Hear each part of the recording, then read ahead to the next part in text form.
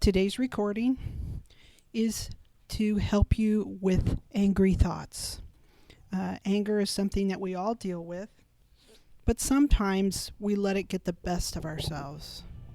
Listen to this recording and allow you to have your anger in that spot it needs to stay. Here we go. Allow yourself to relax and sit back. Remember to be in a place, not your car or operating machinery, but in a place that's just for you, where you can sit back and relax, listen completely to my voice, and just take time for yourself right now. Imagine that if you would pull a blanket up over your body very slowly, it would feel the way this relaxation is going to feel. Begin by thinking about your feet and allowing all the muscles and tendons in your feet to just relax and go limp and comfortable.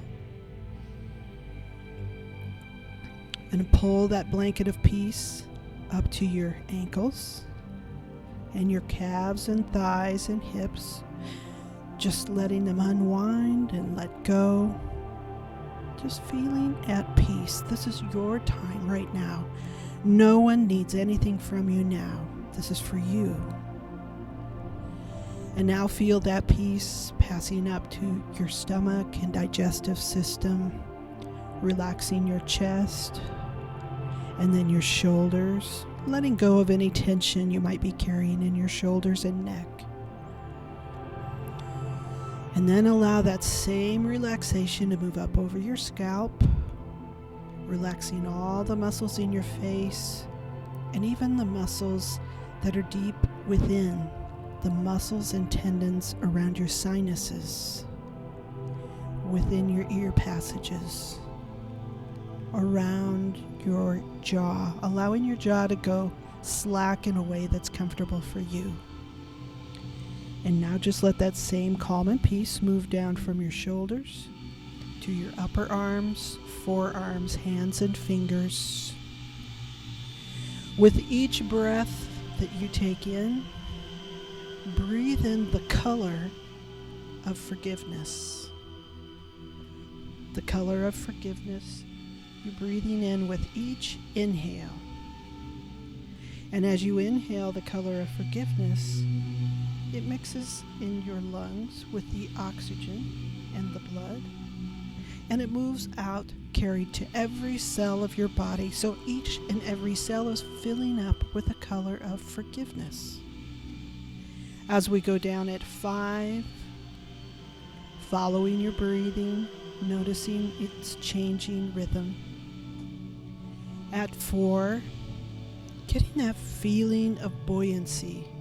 That feeling of buoyancy, as if maybe you're floating on the ocean. You might be floating in the lake or in a pool, or maybe I can only imagine what it feels like to float on maybe a current of air or maybe a cloud. I wonder what it would feel like to float on a cloud.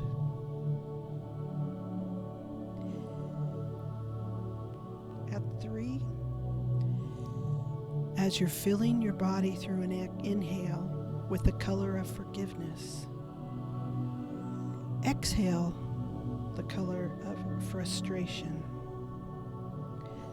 The color of frustration being exhaled, and as you notice the color of frustration leaving your body, there's more room for the color of forgiveness until you're filled with overflowing with forgiveness. And it flows out of you, and you absorb it back in from the soles of your feet. So now it's within you and without you, the color of forgiveness. And it passes through just like smoke through a veil. At 2, turning inward, completely inward into yourself, following the sound of my voice, with each and every word going deeper and deeper and even deeper. At 1, we're going down, down, down, all the way down. And at 0, deep sleep. And now go twice as deep. And now 10 times as deep. And as you're feeling very relaxed and comfortable, give your muscles permission to memorize this feeling of comfort and relaxation so that you can come back to it again and again and again. So today I want you to just listen to the sound of my voice as I tell you a little story about Peter. And Peter was a young boy who was always picking fights at school. He was picking fights at school. He liked to fight. He was strong and he was big. What he noticed was maybe he thought he wasn't quite as smart as the other boys. He really was, but he just didn't believe it for some reason. But he knew that he was stronger. He knew he could fight better. And so whenever he had a fight with someone and he won, he knew he pretty much ruled the school. But at school, they didn't like that so much. And the teachers began to take notice, even though he tried to keep the fighting a secret. And soon he was getting notes sent home to his parents. And his parents were called in for a conference. Peter's having fights at school. Peter's being aggressive with the other children at school. When Peter doesn't get what he wants, he likes to fight. And we can't allow that at school. He has to be kinder to the other students. His parents were embarrassed by his behavior. They didn't want him to be a weak boy, but they didn't want him to be so aggressive either. They wanted him to be assertive and stand up for his rights. But it wasn't a good thing to pick fights or to beat other boys. Not unless there was, a life-threatening issue that someone was aggressive with him. His behavior was just getting out of control. And as they looked and they realized what was happening, they could see that he enjoyed the power of this. He enjoyed the power of his anger. He felt his anger could fill him up and make him strong and powerful, even if he felt weak in the classroom. And he thought that this was enough.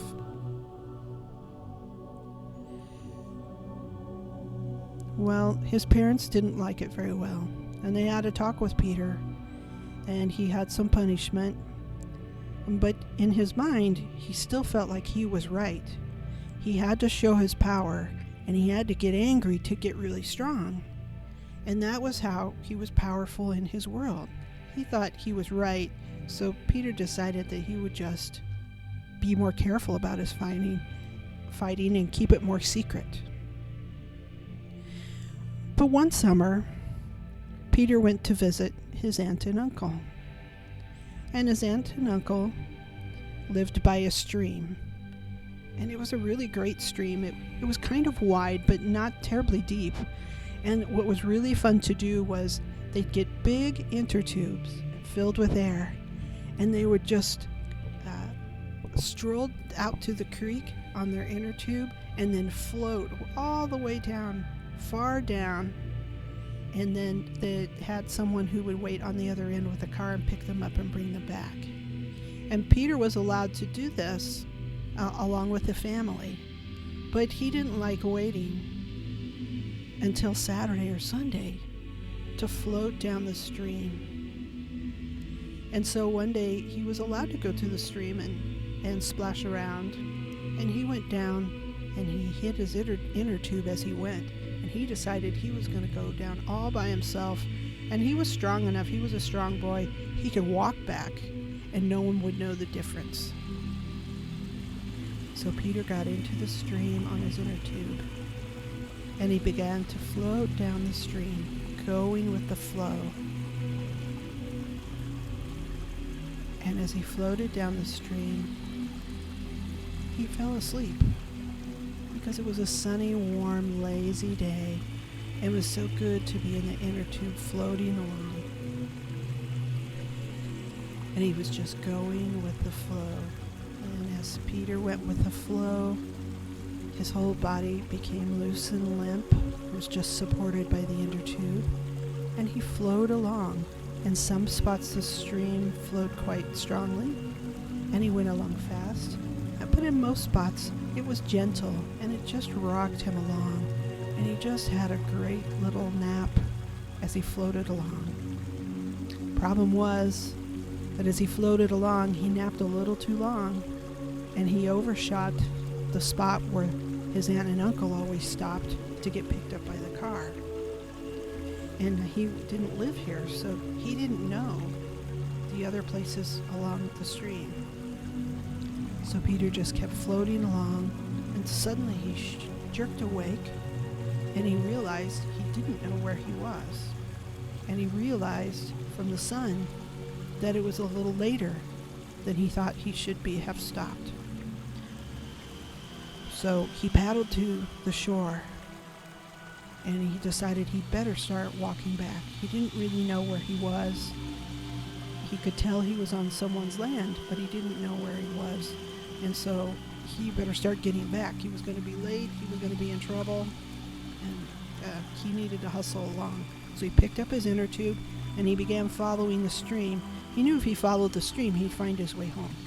So he followed, and he started out a really brisk walk, and he came to a place where there was a fence that blocked him. And inside the fence, everything looked nice and green.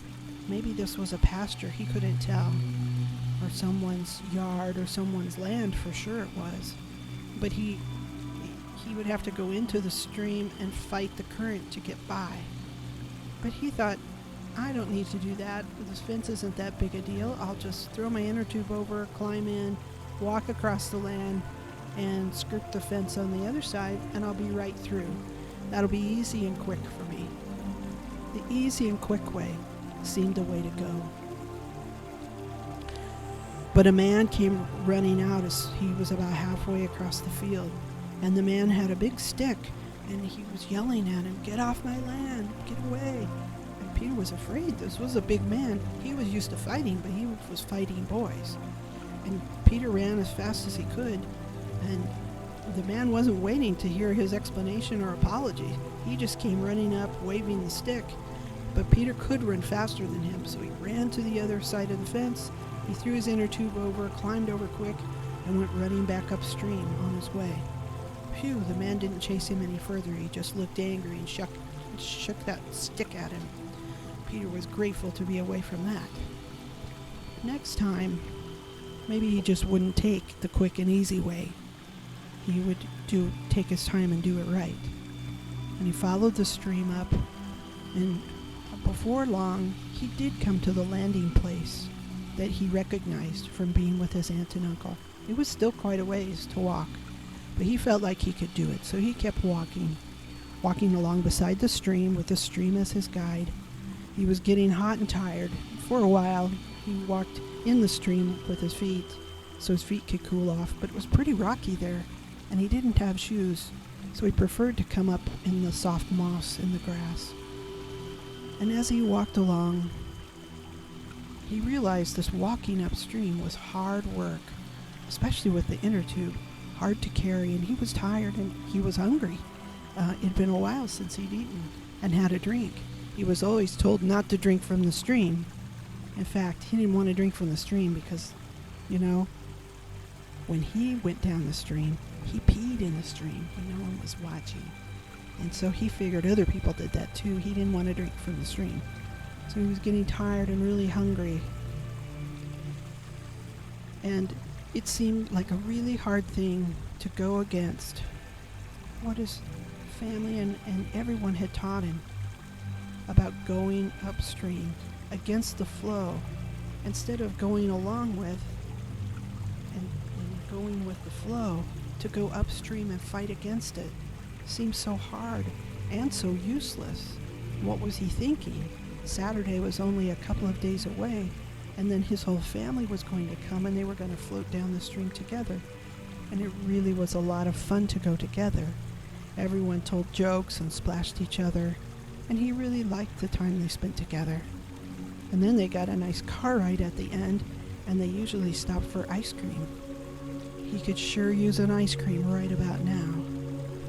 But he kept walking and kept walking. Now he knew for the sun it was really getting late. And he knew he was going to be in trouble, and he knew he should have paid more attention, and he should have gone with the flow of the family and the rules.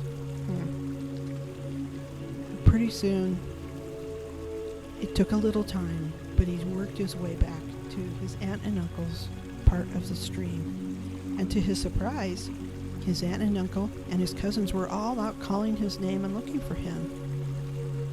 And he said, "Okay, I'll face the music now." And he called to them, let him know he was there. His aunt and uncle came up and hugged him. "We were so worried about you. Where were you?"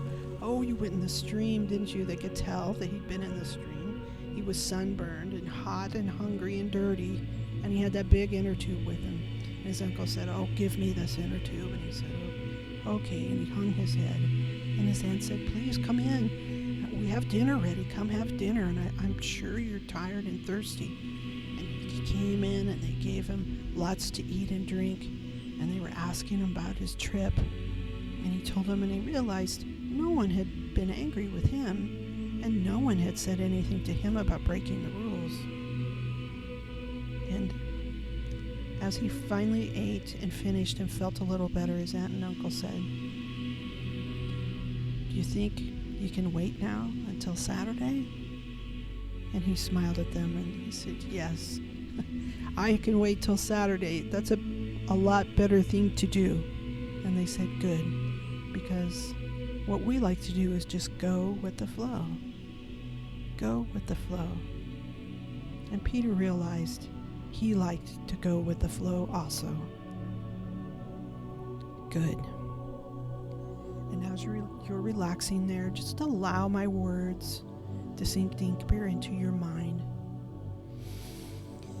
Give others permission to be as irritating, frustrating, and even causing of anger with you as they can be. Let them be ignorant and stupid even. But give yourself the gift of a new reaction, which is going with the flow, feeling peace and calm, and feeling a shield around you that lets all that stuff bounce off of you. There you go. Now it's time to come out. At 0, you slip a tad deeper. At 1, feeling your body where you're sitting. At 2, beginning to hear the sounds of life all around you, coming more into the room. At 3, take a deep, deep breath.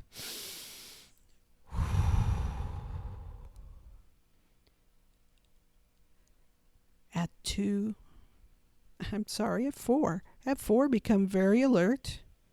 And 5, eyes open, wide awake. 1, 2, 3, 4, 5, eyes open, wide, wide awake. Thanks for joining me on this hypnotic journey.